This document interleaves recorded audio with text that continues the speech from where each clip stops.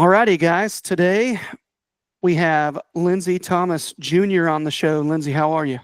I'm doing good, Christopher. How are you? I cannot complain at all, man. I'm really excited to get into this episode today and just kind of dive deep on all things food and cover, basically. Hey, you came to the right place. I love that sort of stuff, and been looking forward to having this conversation. Heck yeah, man. So for those that are tuning in, this is an episode of our Level Up series that essentially covers the recovery period of a deer for the most part. We'll get into a couple little minor topics towards the end, but we want to talk about recovery. It is my belief that knowing what's going on right now with a whitetail buck, recovering from those rough winters, getting through them and then recovering from them, getting through the rut, especially in some of the colder parts of the country where they're just running themselves ragged. I think that's going to help you be able to set up for success, come scouting time, and then, build the foundation. So, first and foremost, if you wouldn't mind, maybe give us a little bit of your background so people know who you are, what you've been diving into here lately, and then we'll kind of lead into it. Sure. Yeah, I'm the Chief Communications Officer for the National Deer Association, which is a nonprofit group that ensures the future of wild deer, wildlife habitat, and hunting. So my team oversees all of our communications, the website, social media, email communications, and so forth. I've been with this organization almost 22 years. Prior to that, I was an editor with a hunting and fishing magazine here in Georgia. So I've been doing communications now for over 30 years in my outdoor writing career. And then, outside of work time, I'm just a passionate deer hunter and deer habitat manager. I love this stuff. I love learning about it. I love, managing deer habitat, seeing what they eat, learning how they operate, learning how to improve habitat for deer and other wildlife. So, that's me. All right. So you've talked to a couple people about deer before then. I've been privileged in my career as a journalist to follow, get to know, learn from a lot of the true experts in the world on whitetails, the folks that do the science year in, year out, gathering the data, writing the publications, doing all the analysis, many of whom are passionate deer hunters themselves, but really are the go-to people. So, being able to learn from people like that and then put it into practice where I hunt, write about it. Yeah, I've been very fortunate. Yeah, that's one of the things I definitely respect a lot, because it seems like there's a lot of misinformation and misunderstanding out there. And it's really difficult to sort of pick something apart and say, hey, are people telling me this information because they're trying to sell something? Or do they really mean it? Do they just want to see people get better at deer hunting? And really, the part that a lot of people, I think, miss is there's certain organizations out there that, their sole job for the most part isn't necessarily the hunter, but what we're hunting, and to actually care about that, which I think is a mark that's missed big time. And I think the more people we kind of drag into that sort of frame of mind, the better, because then you kind of, you start getting things done. Our organization has always sort of used science as the foundation and the guideline to what we teach. And I think it's a good one because, there are groups out there and others that are providing information in an effort to sell you something. And then even on the personal level, I know me as a hunter, we come to have our own beliefs about things based on what we see and what we experience. But even in that, there's a lot of bias involved, much of it unconscious. We don't really know that our beliefs are biased, and the evidence we take in versus the evidence we refuse to see is biased. And so really science, the effort there is to remove biases of all kinds like that. Personal biases, marketing biases, whatever it might be. Science, the whole method is about removing bias and getting down to statistically significant facts that guide us in deer and habitat management. So that's sort of the baseline that we go by. Whatever an idea is that we're going to teach people, we're going to go by what the predominant science tells us on that subject. So let's go ahead and dive into it. I want to talk about late season food and cover. As a guy who's out scouting right now, we're looking for shed antlers, but those, in my opinion, I think that can tell you a little bit, but that's such a tiny piece of the puzzle. They're more like a trophy to get you to keep on walking. It's like a little treat. Kind of jacks you up a little bit. Really, really looking for sign that's going to help us moving forward in the deer woods. And first and foremost, I feel like we got to talk about whitetail's needs for recovery. So, some of the bullet points I've got on here, like, the stress levels and nutrition, body weight, and all that. So if you want to kind of dive into just about anything you might know about what a whitetail does, what it needs to recover from the rut and, that winter season. Yeah, so we know that bucks exert themselves beyond the usual amount during the rut. They're traveling, they're breeding, they're tending does, they're fighting, and they're not eating as much as they normally do. And so they lose some weight. Studies have shown they can lose up to, a mature buck can lose up to 25% of his body mass. God. So that's, like a 200-pound man like me dropping to 150 pounds in about a month or two. So it's a pretty drastic weight loss that they go through. Does don't do that as much. They are, all deer really, particularly does, are sort of stocking up in the fall, trying to fatten up to go into winter. Bucks are doing that before the rut begins, and then the rut starts and they lose a lot of that. But then winter comes and it's a pretty stark time. Green forage is gone or reduced to low quality. Availability is gone. Most of the acorns are gone. So it's sort of a tough time of year, particularly in areas further north where, you get deep snow covering up a lot of the plants that are available. And so the way deer get through that period is on fat reserves. They're building up body fat during the summer, during the fall, especially with high energy foods like acorns and agricultural crops, and as much, high protein foods during the summer as well. And that fat is what carries them through winter for the most part. There are studies that show that a doe can get as much as 50% of her energy needs on a daily basis from her body fat. That fat has about a 90-degree time limit, 90-day time limit on it. So about 3 months. And that starts to run up in March is when that starts to run out. During winter, burning that fat is what's going to keep them warm and get them through this tougher time period. Now, they still eat during winter. They're eating winter browse to supplement that. But the fat is critical. For bucks, which, for them to go through the rut, many of them in the fall, burn up a lot of that fat, they've got to turn around as soon as the rut's over and pack as much of that back on as they can before winter comes. So this is one of the reasons why our organization really emphasizes habitat management. If you want to get into managing herd and population health, you've got to have high quality habitat, lots of forage, lots of browse available for deer to be able to rebound, for bucks to be able to rebound from the rut and make it through winter, but also for does to make it through winter. If winter drags out, late in March and those fat reserves start to become depleted, and spring is delayed or late, but they don't have enough winter browse, then things can begin to get serious, and winter mortality rates can start to creep up for both bucks and does. That makes a lot of sense, and it is quite interesting to just walking around the woods up here. I'm in Ohio. I hunt Kentucky, Ohio, Indiana, etc.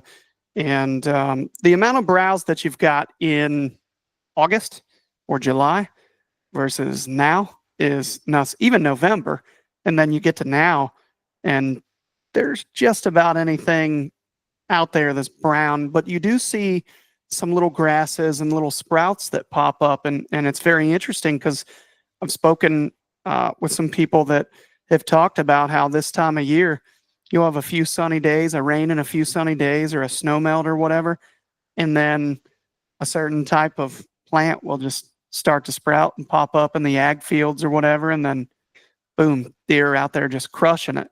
It's very, very interesting how important the browse actually is. I still don't think the browse gets enough credit. And when I say browse, I'm, for the most part, just talking about what everybody calls weeds. Everybody gets so obsessed with, corn and, all the ag, the beans and all that. But I just feel like the native plants are really where it's at, because it seems like they provide a lot of nutrients and just food in general, more food. Yes.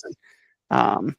Let's do some definitions here real quick. That when I say browse, I'm going to differentiate that from forbs, which are broadleaf, green plants. Okay.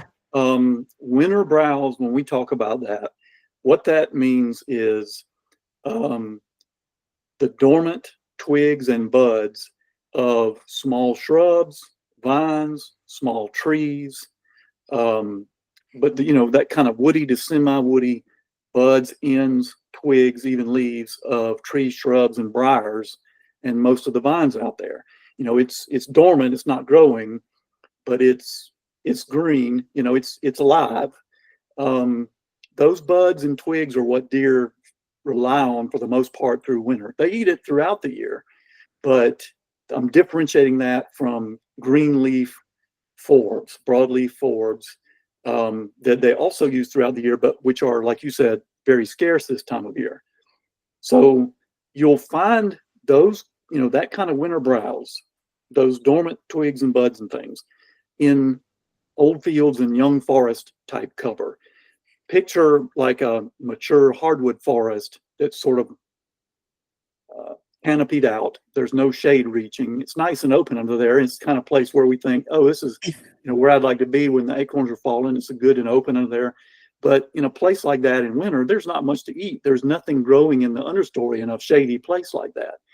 There's no forbs in spring and summer. There's no browse in winter because you don't have an understory layer of plants. So you find that in areas of, again, young forest, either forest that's been opened up somehow through management or through a storm or whatever, and some sunlight is reaching the ground, old field habitat, edges of food plots, edges of roads, anywhere where some sun, 50% or more sunlight is reaching the ground during the day and producing young forest cover. That's where you're going to find high quality winter browse. And it's that browse that, it's not great. It's not high protein. It's not high energy, but deer will fill up on that in winter. And the digestive process of digesting that woody browse actually produces heat. And when they combine that with the burning of body fat, that's how they get through winter. So they might fill up on what looks like, a lot of poor forage to us, twigs and buds and, the woody stems of briars and vines. It's not clover, it's not brassicas, and it's not, summer ragweed and pokeweed and the things that are high quality in spring and summer. It's fairly low quality, rough stuff, but it gets them through winter, and it actually burns and produces heat when they digest it. So they're basically burning wood to make it through winter. Yeah, exactly. It's a good analogy. Incredible. Yeah. Wow. God has a plan, man. That's that's crazy. And I know I did want to ask you, do you feel like stump sprouts are a factor this time of year? Like, let's say, for example, the thing in my head is like where you find a lot of beavers cutting down all those trees and everything, and all those little trees. Do you feel like that's a thing this time of year, or do you feel like that's later?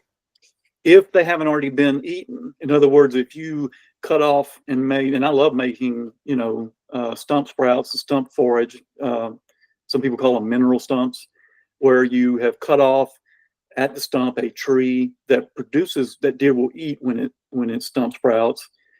And then the sprouts are only going to grow during the growing season, spring, summer, into fall, and then they're going to go dormant. If deer, they're high quality, because you're talking about a little sprout coming from an entire tree's root system. It's getting all the mineral input of that entire tree's root system, which is why deer researchers have called those mineral stumps. And so they're very desirable, and deer will browse them and be on them quickly as soon as they start growing.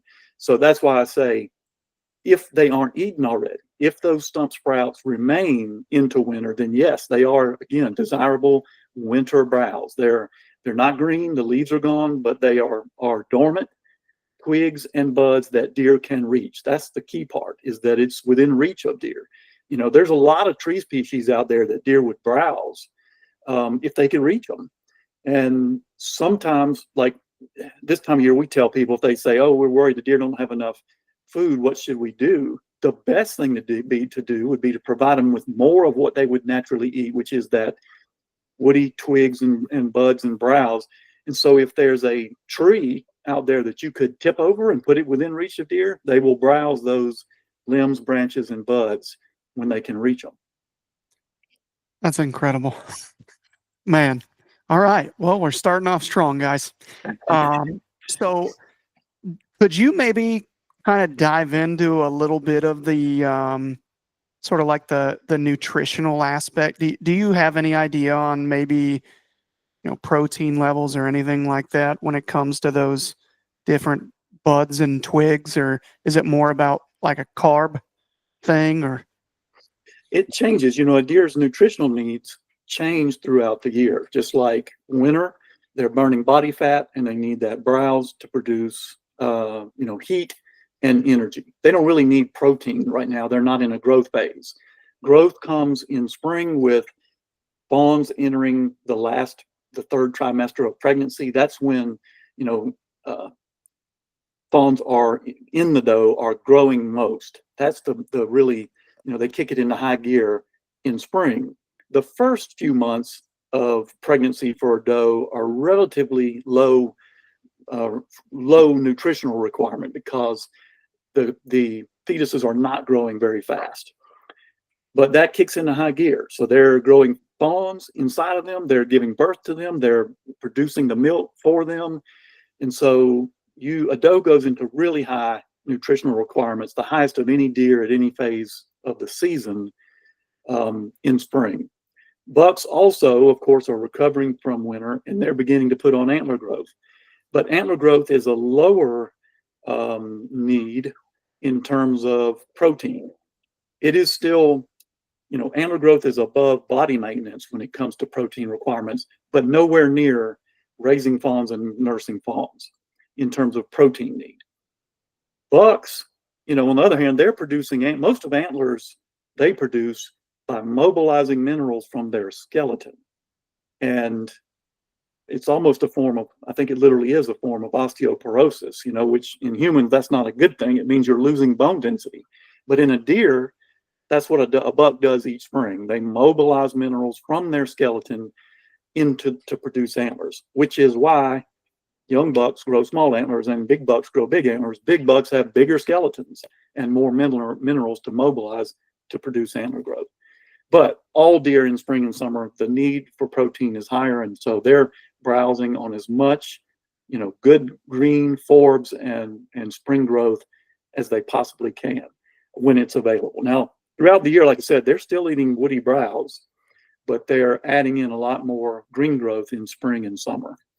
And that continues through summer. Bucks continue growing antlers until late summer. Does are continuing to nurse fawns. The problem is that as summer progresses, that spring burst of high quality, high protein growth begins to wane. Plants get old, they get mature. And, it's the new green growth that deer prefer most, because it's the highest quality. Deer have an uncanny ability to detect in a plant not only which plants, but which parts of those plants are the highest quality. That's why when they come across a pokeweed plant or whatever it is, ragweed in the summer, they'll bite parts of it. They'll bite on a blackberry plant. They'll take off the new green growth that's just unfurling. That is the most tender, digestible, and highest protein part of the plant. They'll bite that. They won't sit there and eat the entire blackberry plant. They'll bite off the best part and move on to the next thing. And so as that stuff gets old and mature and tough, as summer goes on, there's less and less of that, the best parts of the plants available. that's where your habitat management can come in. Doing things that create new growth throughout summer, like fire, like disking and other things that sort of set the clock back on natural plant growth can inject and rejuvenate available protein in the middle of summer when it's starting to drop. That's really cool. That makes a lot of sense too. So I had my first burn experience last year. We don't get any of that in Ohio that I'm aware of anyway. I'd never found a burn in my life here. Never heard about really anybody doing it. And then I started hunting Kentucky, Indiana, and all these other states, and then talking to guys like yourself, and they're talking about fire, fire, fire. I'm like, what? And I was scouting last year, and I found an area that had been burnt. Didn't hurt the trees, anything like that. I'm picturing a burn where it looks like a forest fire or something. Wildfire, right. And it's not that. It was that essentially the ground was almost bald, like it got rid of all the dead, useless stuff that's basically drowning everything out, I would assume.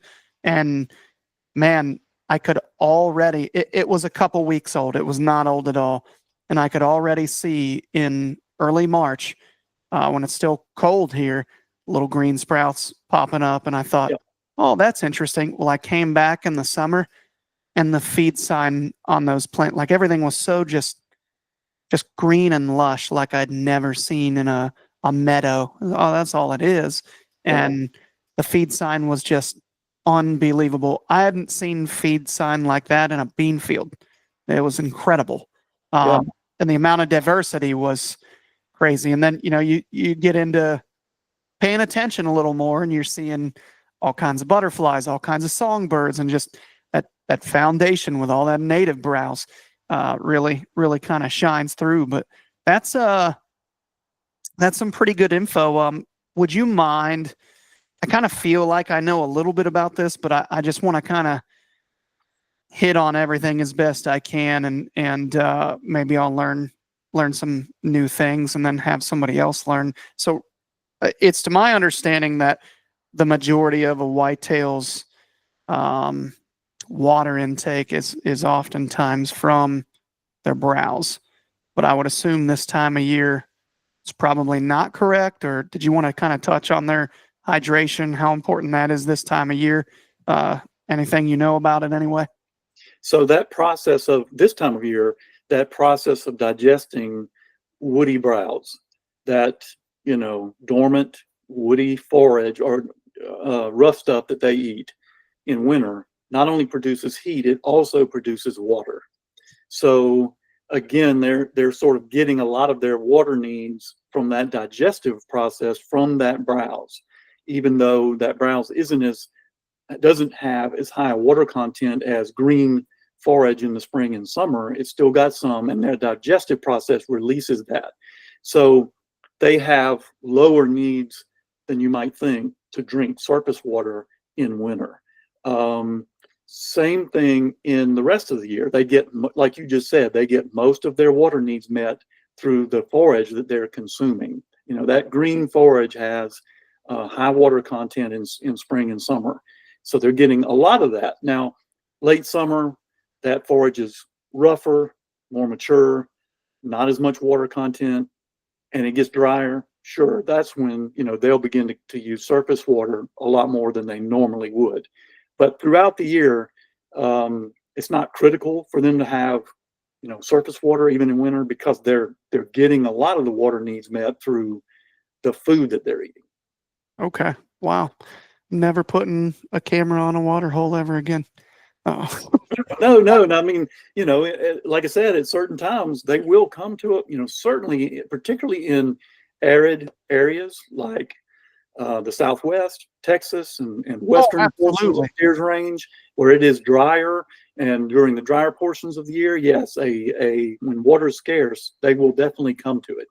But in eastern states, there's generally, so much surface water available, or rainfall happening regularly enough, and B, so much green forage that they're not as attracted to surface water. I should have added east of the Mississippi to that statement, because that's definitely you want to find whitetails on the other side of the big river, just find literally any water source, Yeah. and they're there. Yeah. It's pretty crazy. And the same is true because in those areas that forage doesn't have as much water content as it does in more eastern states with more rainfall. Makes a lot of sense. Man, this is really good stuff. So I guess let's kind of proceed a little. I kind of want to talk a little bit about nuts right now, if you can. I mean, we've pretty much hit on just about everything else. So there's a couple things that I had questions on, because I find a lot of feed sign around the red oaks and the Yes. chestnut oaks here. The bases of the trees are dug out and everything. Would you classify that still as a more of a woody browse, or is that something that's different?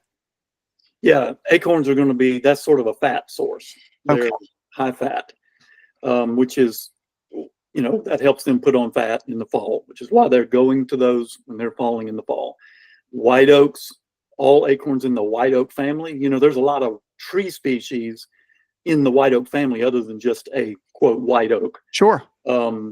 And all the oaks in that family produce acorns that are lower in tannic acid than the red oak family, and so they're less bitter, and that's why deer tend to go to them first. If you've got white oaks falling near a red oak tree, deer are probably going to the white oak first and eat them first. Well, the good thing is white oak acorns don't last as long on the ground. Number one, they generally start put out a taproot and put that down fairly early and go ahead and store.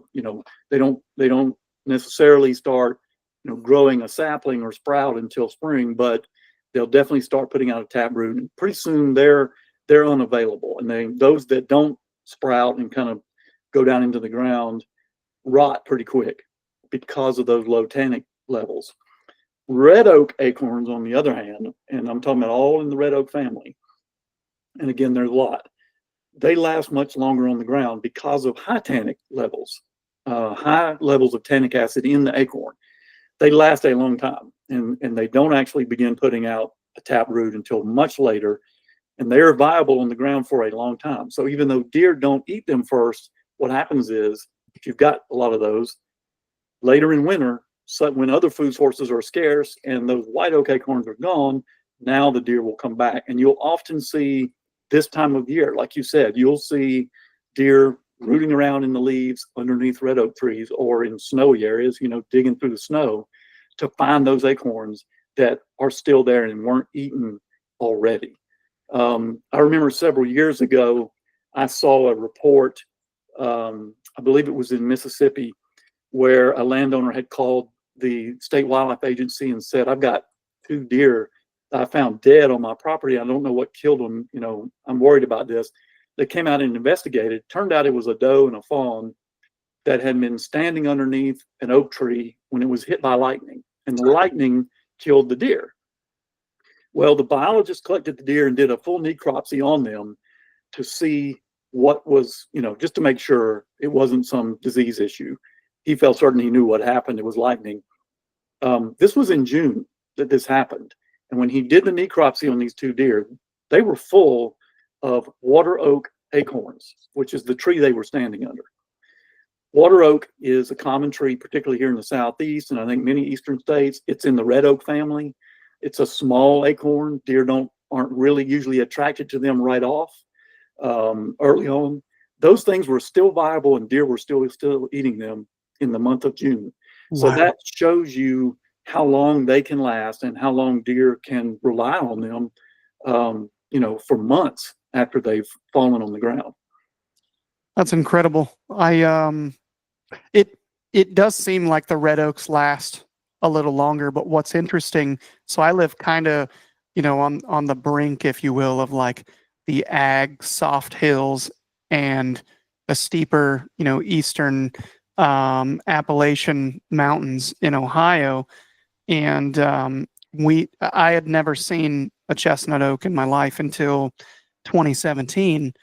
I had never really hunted out east before, and I started doing it.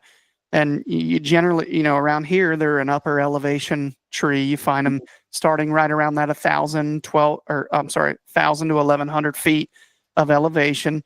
And the deer will not, in my experience, I have not seen deer touch those early ever because they have everything else that they want.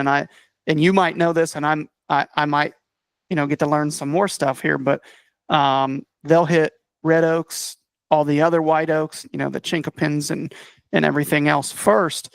And then when there's nothing left, they destroy those chestnut oaks. It'll look like a flock of 100 turkeys came through a hillside. I mean, it's just unreal. Do you have any insight on those chestnut oaks at all as to maybe why they leave them alone? I've heard from some buddies that they really don't even mess with them in a lot of the parts of the South, which, it kind of makes sense to me. It's warmer down there. They have probably even less needs than a deer in Ohio versus Michigan, et cetera. But want to hit on that a little bit for me? So I don't know why chestnut oaks, despite the fact that they're in the white oak family, aren't that preferred by deer, but they're not. We have them here in Georgia as well, and they are at higher elevations like you're talking about. We have Appalachian Mountains in North Georgia. That's where you'll find most chestnut oaks, and they're generally at higher levels than white oaks. And like you said, they're not a first preference acorn for deer compared to white oaks. Now, the strange thing is we've got a tree called a swamp chestnut oak, which looks very similar to a chestnut oak. It's got the big, broad, lobed leaves, the white bark. But the swamp chestnut oak is a species of floodplains of the coastal plain and lower half of the state. And those acorns are highly desirable. It's one of the best trees in my mind for deer hunting and planting for deer is a swamp chestnut oak. Now, why the chestnut oak? I don't know. I don't know the science on that or whether that's been analyzed or what. But the fact is, yeah, it's not high on a deer's preference list like most of the other white oak trees are, and like a swamp chestnut oak is. The thing to remember, though, about all of this is that a deer's preference is always relative to what else is there. And it changes from area to area to area. There are no hard and fast rules from one region to another necessarily, and not even hard and fast rules from one year to the next at the same location, because it's always relevant relative to what else is there. I'll give you an example where I hunt in the coastal plain of southeast Georgia. Our most common oak tree is a water oak, which is in the red oak family. And in many years, that's the only thing we have. And deer will eat them right off the bat as soon as they're available, because that's what there is.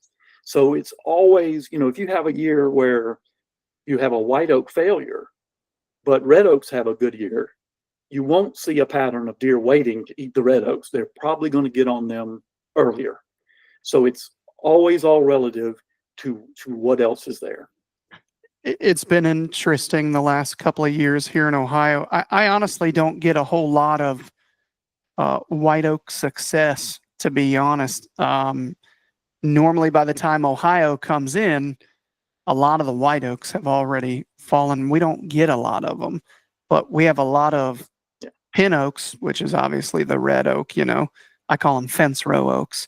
And then we got the northern red, and they drop. They rain the last 2 years. They've just rained super early into the later part of the season, and the deer just you always hear, oh, white oaks first, and they're out there crushing red oaks, like it's December or something. So very, very good to know. Do you guys have beech trees down there? Yes, we do. Do you find anything out at all on the, like, do you ever see a whole lot of feed sign there? I've encountered it in the Appalachian part of our state, basically, where I mean, maybe food is more scarce, kind of going along the lines of, what is there and what isn't. Anything about maybe some, not really protein levels, but I mean, I'm assuming that's another fat source for them, or? Sure. And when there's a good beech crop, deer, turkeys, and a lot of the things will eat those. The problem with the beech is it's very inconsistent. You will get a good beech nut crop about, I don't know, every 6 to 8 years, something like that. It's a very inconsistent and poor producer, unreliable producer on an annual basis of mast. And when it does, have a good year, even then it's not going to be, a big significant portion of deer nutrition or wildlife nutrition. So for me, a beech tree, not that I would advocate getting rid of them, but it's often a tree that's a candidate to remove to bring in sunlight to help produce forage. The reason is beech is prolific. When it does have nuts, it has a lot of them, and a lot of those end up sprouting. And it's a heavy shade producer. If you walk through the woods where there are beech this time of year, they hang on to their leaves a lot longer than any other tree. And the leaves are light colored. They kind of rattle in the wind. You'll look through the woods and just see them everywhere, where you didn't realize before, wow, I had so much beech in these woods. Well, it's a good time for me, I think, to get out your chainsaw and go cut down some of those trees, because they, like I said, they can become super abundant. They kick out a ton of shade. You'll rarely find anything growing underneath a beech tree. And the inconsistency of the nut production makes it so that it's just really not worth having your woods fill up with beech trees. Now, again, I'm not saying get rid of all of them. What I would do is pick one beech in every few areas and pick it to be the one you're going to leave, give it some room to grow so that it can produce more beech nuts, or more likely, and cut down a lot of the rest. Let that space be taken up by deer forage or a white oak tree or something of more value. So beech does have some value. When I talk about cutting them down, people go, wait, deer eat those, and turkeys eat those, and squirrels eat those. Sure, they do. But you can have too many of them, way more than you need in a wildlife management situation. I have a property that is everything you just described. Literally, there is like what I would call a secondary canopy that if you get 12 or 15 feet high in a tree, you'll never shoot a deer because there are so many beech trees. Yeah. You can't. I got into filming about the time that I started hunting there, and your light's over. Your light is done a half hour before last light when it comes to filming. It is crazy, and it's so thick. But buddy, those deer, it's almost like having, similar to like a honeysuckle thicket here. You can get through it a lot easier, but my God, it is so incredibly thick. So it also makes me wonder if that's just another reason why you see scrapes under them, because it's easier to paw the ground out there and stuff like that. They got the proper branches and all that, of course, too. And older leaves longer, but just another piece to the puzzle. Kind of neat to hear. Yeah, definitely a tree that in most cases you need to keep under control rather than encourage. It sounds like it. I'm really glad I asked that question. All right. So again, that sunlight, that beech, they will fill in the mid-story like you're talking about, and take over control of sunlight and produce nothing but shade underneath. That is room where you could be growing forage and cover that deer can use in the understory. So yeah, beech is a good one to remove. Man, that makes so much sense.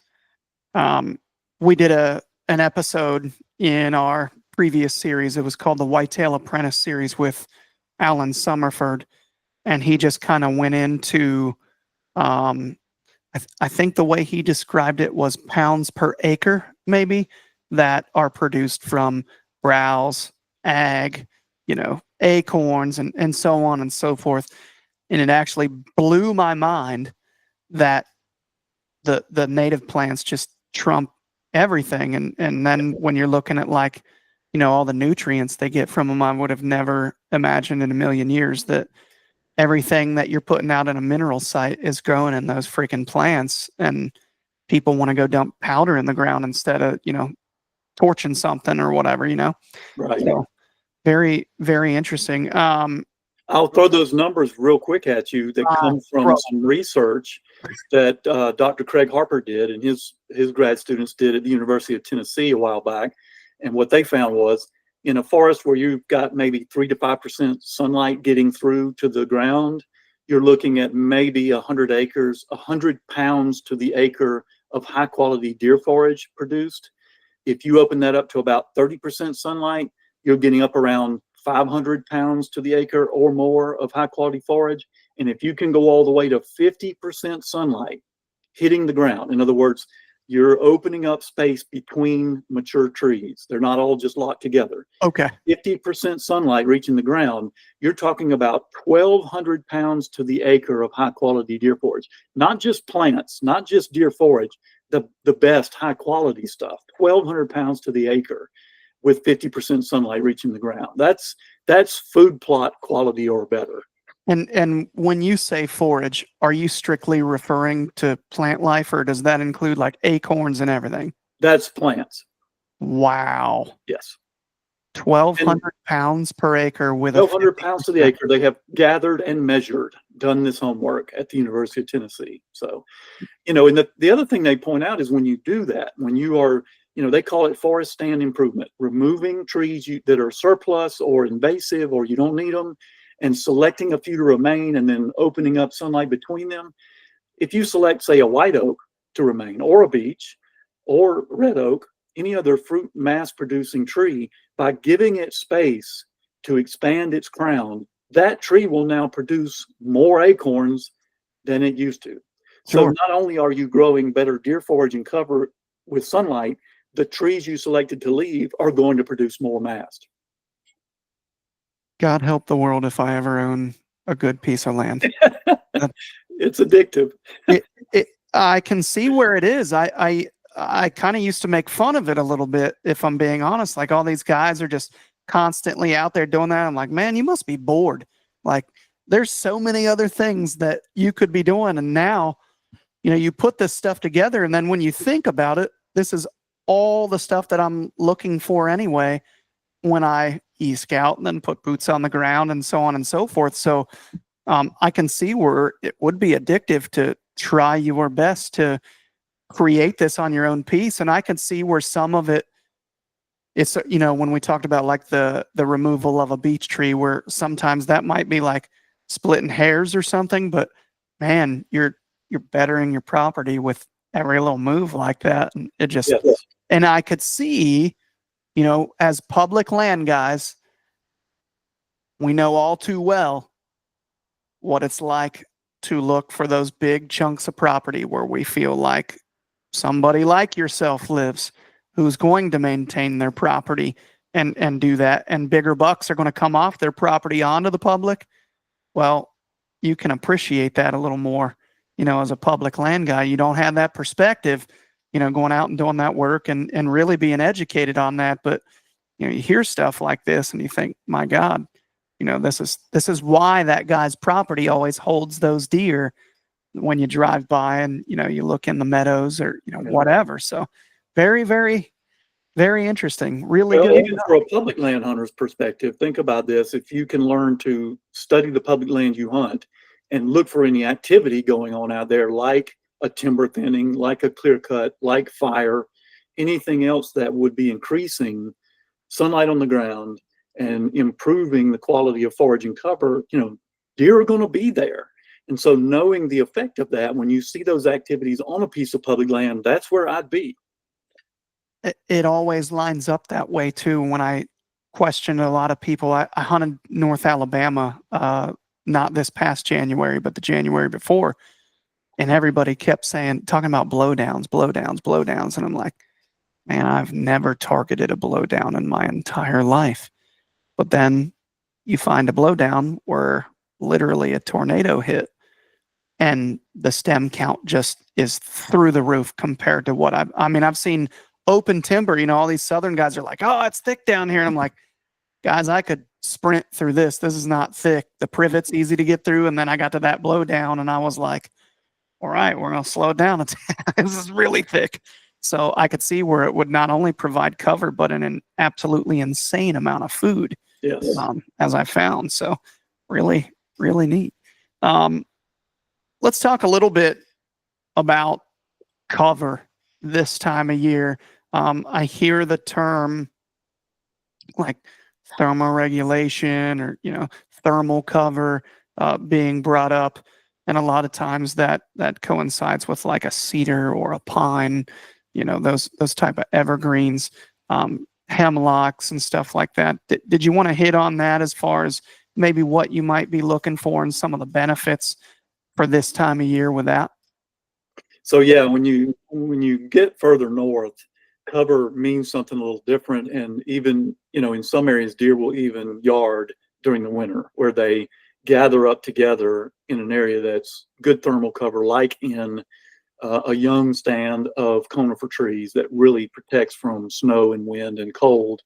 And they'll gather up like that. Now, I've never hunted in an area like that, but I understand from folks that, know how deer operate in those areas that, yes, that's what winter cover often means during the worst weather. For most of the country, southeast and the east, cover for deer mostly means, escape cover, hiding cover. And it can be in the form of,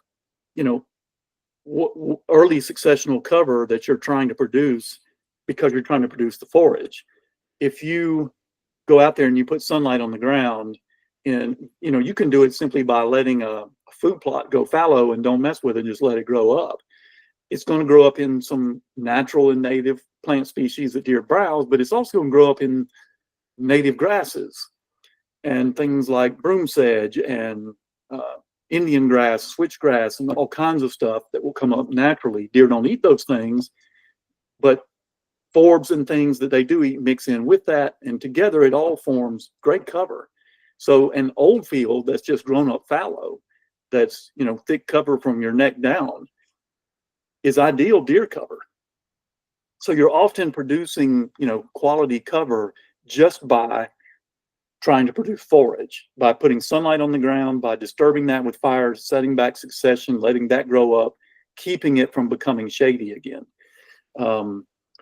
Now, yeah, so other areas up north, you're talking about stands of conifers and things like that.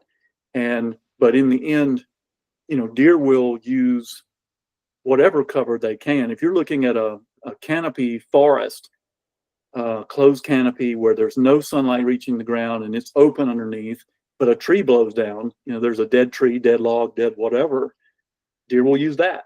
Fawns will use that. But generally, you want to have lots of grass, lots of briars, lots of vines, lots of young plants, that young forest, that early successional cover in as many areas as you can provide it. All the stuff you don't want to walk through.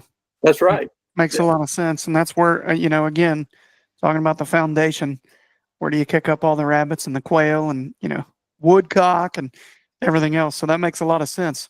Yeah. The last thing I want to hit on, and I'm going to try to lead you into this as best I can, is anticipating change. I feel like this time of year, when people are scouting, they find, maybe some feed sign or something, and they find some shed antlers, and then they have no idea why they don't even get that buck on camera in that spot. Do you want to touch on how important it is to maybe anticipate what plants are coming up in, late summer, early fall, as well as maybe hit on, if you have information on this, I don't know how we ever could, but maybe like your safest bet oak to target or something along those lines, something with consistency, we'll call it, leading into deer season. So yeah, leading into deer season, you do have a transition in food sources. Like we talked about earlier, natural forbs and green plants they've been eating are now tougher, mature, gone to seed. They're not as available unless you've done something like some growing season fire. I did my first one last year in June. And the amazing thing was, when I came back to that site in September, you mentioned, all the flowers and butterflies you saw in that area. Well, that's what I saw in September. It was like spring in September. by having that fire in June, I set back succession, started the clock over from 0. And so that in late summer, those plants, and it was things like partridge pea, which is a high quality deer forage and native plant, lots of new blackberry, pokeweed coming up in there, a lot of other plants that butterfly pea that deer browse. But it was in September, and normally you see this flowering and green growth in spring. Well, I had brought it back through growing season fire. So you can, intentionally set back succession and bring high quality forage back in late summer with some growing season fire. Otherwise, what you're going to be seeing is a transition in late summer to, you're going to start to see fruit and mast coming onto the scene. Persimmons are going to start following. Crab apples, if you have fruit like that in your area, are going to start falling. And then some of the early arriving acorns, and then you're going to see deer transitioning away from forage and browse toward those mast sources as they become available. Oaks are notoriously inconsistent producers. That's the trouble. The research out of the University of Tennessee has shown that white oaks have a strong acorn year about once every 4 to 5 years. Now, they may have low levels of acorn production in between and some moderate years, but a really good year only comes along, every 4 to 5 years, and it's not predictable and consistent. So it's, other than, getting out there in summer and scouting with binoculars and looking up in the tops of trees for acorns, it's difficult to predict whether or not you're going to have a good year this fall. Now, you've got some, that's why I love planting things like crab apples and persimmons, because they're going to be pretty consistent year to year. They'll have better years than others, but they're always going to have some fruit. So it can serve as your attraction, particularly for early bow season. But yeah, there's really not an oak tree, not a native one, that's, guaranteed to have acorns every single year.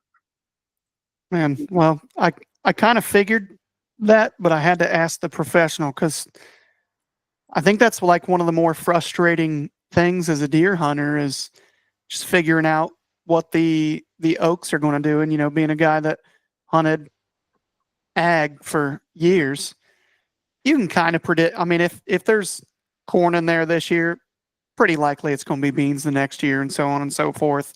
You can at least get fairly close and figure out what's going to be planted or whatever. But you go from trying to adjust to those things to now, well, we don't have any white oaks this year. Now what do we do? Yeah. So it's a constant adaptation, it seems like. And, hitting on what you said earlier, there's really not a hard, fast rule to a whole lot of this, other than I do believe that there are some pretty simple ones, with deductive reasoning anyway, where, you can get on deer easier. And I think a lot of that answer always comes back to your browse, your native browse, and being able to open up that canopy and create, your security cover, which then you got your food, you got your hydration, all that. So yeah, really, really good stuff, man. And that, producing that kind of forage and browse and cover serves as a buffer for deer when acorns fail. Yeah. You have a poor acorn year, when you have a dry year, when you have, whatever situation comes along, there's fluctuations every year. Providing that kind of early successional cover and forage serves as a buffer should there be a failure of an acorn crop. When you've got a deer population that is reliant on acorns, as I see in places like the North Georgia mountains and some of the public land there, where it's not often disturbed. It's very mature hardwood forests that are extensive, very few openings. They're in an acorn economy there. And when there's a great acorn year, deer are okay. And when there's a bust year, they're in trouble, because there's just not much else for them to fatten up on in fall. And that's why, having diverse habitat where you hunt, sure, big oak trees are great and mature hardwoods are great. But if it's everything in the area, that's not good. You want some diversity. You need some openings. Couldn't put it any better, man. I got a weird question for you. I have seen what looks to be feed sign on, we call them hedge ball, hedge apples. I think they fall out of the Osage oranges, big Yeah. old green looking, sticky, ugly things. Yeah. Do you have any kind of information on those whatsoever, and maybe kind of touch on those a bit? I don't know. I'm not familiar with them. We don't have them here where I am. I understand they're common in the Midwest. I'd love to have one. Actually, that was the tree that the Native Americans favored for making bows out of. Yep. I've even read some indication that tree and that fruit, not much, my understanding is not much eats it. It's kind of this big, ugly orange piece of fruit. It's not tasty. It's not, not much eats it.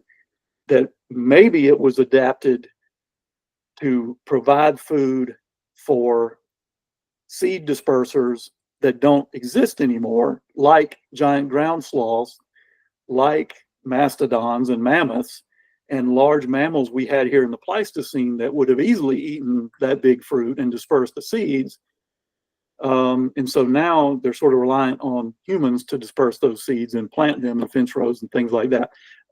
There's some debate over that, whether that's true or not, because some animals, horses and others, apparently will bust those things open and eat them. And I think deer will too, but I don't have much direct experience with that. So it's kind of anecdotal what I've learned about them. We run a Facebook group for whitetail hunters called the Mobile Hunter. And a guy, I'm pretty sure it was posted in that group, a guy posted a video of a buck absolutely tearing those things up. And he said he'd get pictures every once in a while outside of that Osage orange thicket, but he could never get any kind of daylight, no consistency. He started putting cameras up in that thicket and started getting him just pounding those things. Oh. And I thought, wow, it just had a squirrel moment in my mind, and I had to ask. As soon as you tell somebody, oh, deer don't eat that, somebody's going to say, well, they eat it where I am. I mean, Yeah. that is the kind of variety that you see out there, and why I said it always depends where you are and what else there is. There's a lot of low quality foods out there. There's a lot of invasive plants like privet that are very poor forage, but deer will eat them if it's what they've got. You'll hear people say, oh, well, deer eat privet. That's a good plant. No, they only eat it because there's not much else for them. They'll eat it if it's what they've got.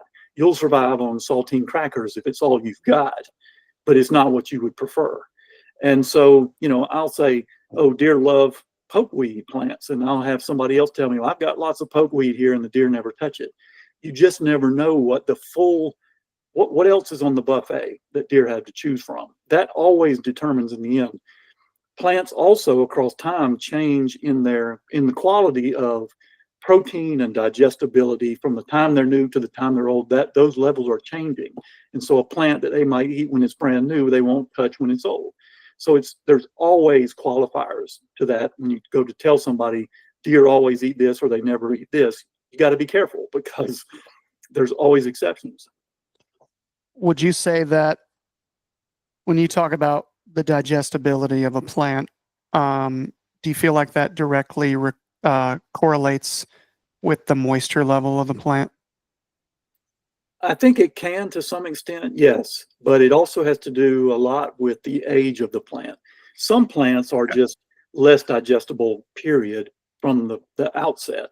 Others are more digestible just because, it's acid detergent fiber is what's being measured there. How much fiber does a plant have? And of course, the more fiber, the less digestible it is, the tougher and rougher it is.